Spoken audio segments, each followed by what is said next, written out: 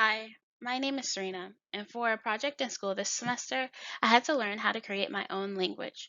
And it was so much fun that I would like to show you how you can create your own language as well. If you're here, you have probably already heard of the great David Peterson, the creator of the Dothraki language from Games of Thrones, and Mark Okerin, the creator of the Klingon language from Star Trek. These language creators are so popular that they've paired up with Duolingo, and now they have hundreds of thousands of people all across the world learning their language.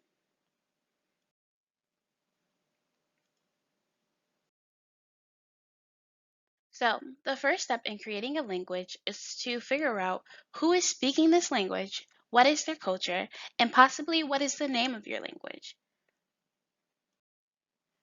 This is important because people create languages, cultures create languages. Languages do not create the culture. So for my language, I thought of my people as these mythical farmers in a magical land. I can't honestly tell you why, but this is just what came up into my head when I was creating a language. And so throughout this video, I'm going to show you um, my examples of my language in purple.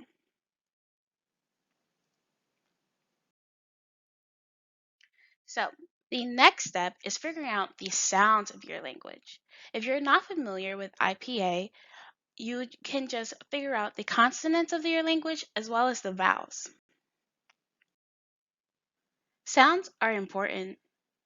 There have been studies to show that people attribute certain sounds to certain different items. For example, if you want to do the back vowels, people typically contributed that those sounds to round things, and then they contribute front vowels to longer things.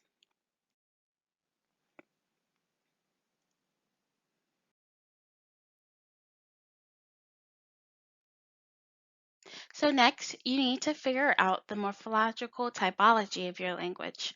There are many different kinds, from isolating, where each word tends to have a single independent morpheme like Vietnamese, agglutinating, where words consist of more than just one morpheme, so possibly many, like Turkish.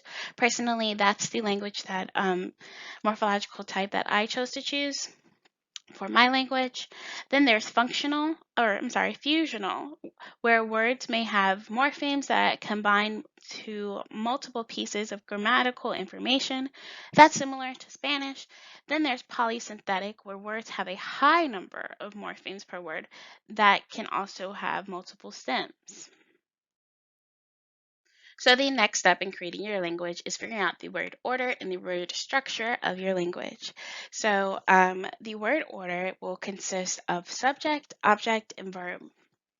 And so there are many different ways that you can pair these three items together. The first and the most popular being subject, object, verb, which is popular in Japanese, Hindi, and Latin. And that would be the sentence would be he eggs ate.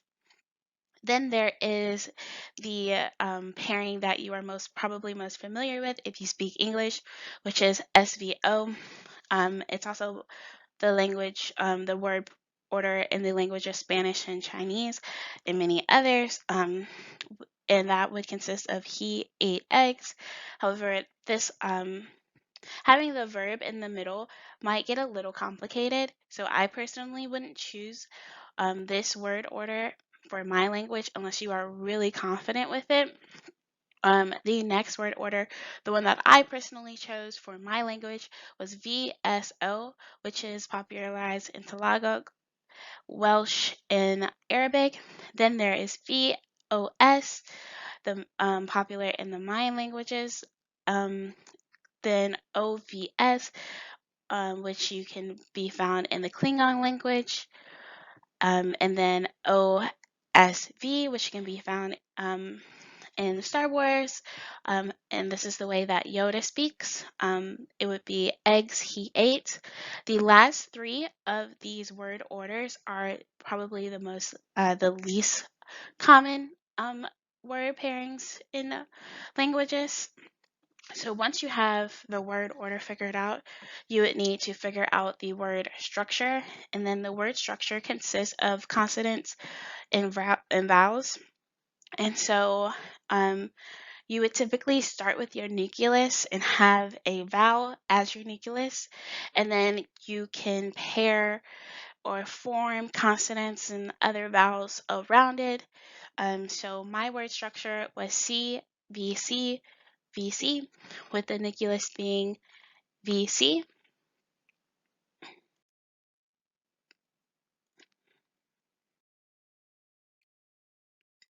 So next you have your phrase structure rules. And so this is how your sentences are going to be formed.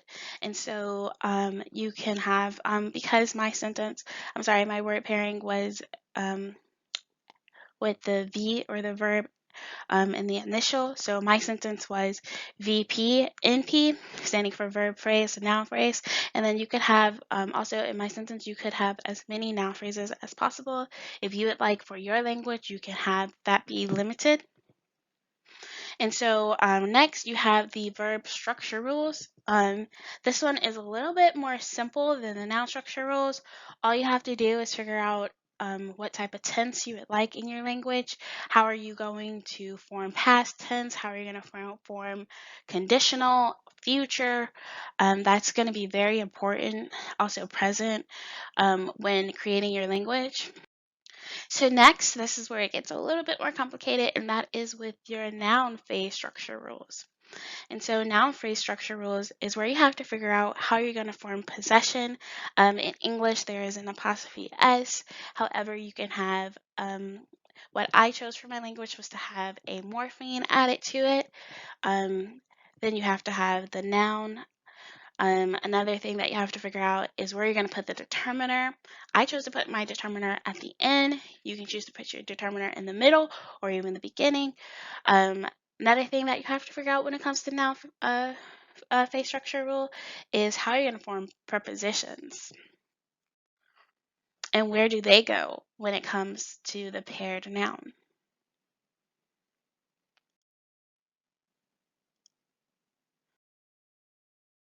So next, this is where you get to your pronouns. Are you going to have singular or plural pronouns? As you can see, my pronoun chart is pretty large.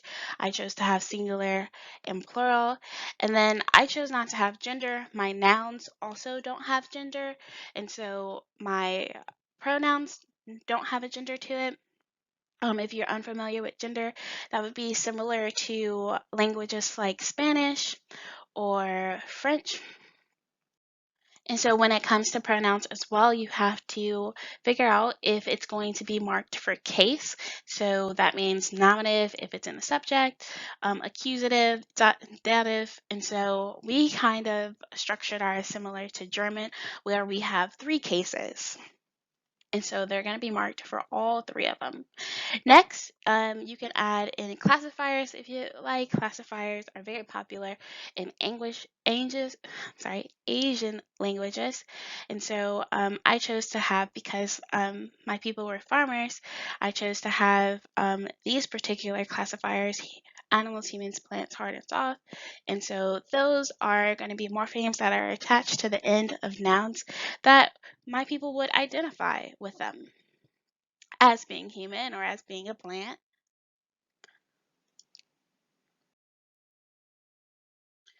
So next is, how are you going to form mood? How are you going to form a question? How are you going to give a command? And so what we did in our language is that we had a sentence ending particle similar to Japanese. However, you can do what we do in English, which would be rearranging the word order to form a question. We also had sentence ending particle for commands. So you would have to figure out how you would want to give a command. And then there are many other moods that if you choose to add, you can add them as well. Okay, so once you have all of that figured out, the next thing for you to do is to create words. I'm pretty sure if you have learned another language that you are familiar with this list. This is one of the most common words. This is particular of in English. So what you need to do is create the most common words for your language. And so one way that you can do that is by using derivation. Derivation is similar to how in English we add ly to make an adverb. And so our language, we created something similar to that. This is just a few examples. And so I would recommend that you do this, especially if you have an agglutinating language, because it makes making words so much easier.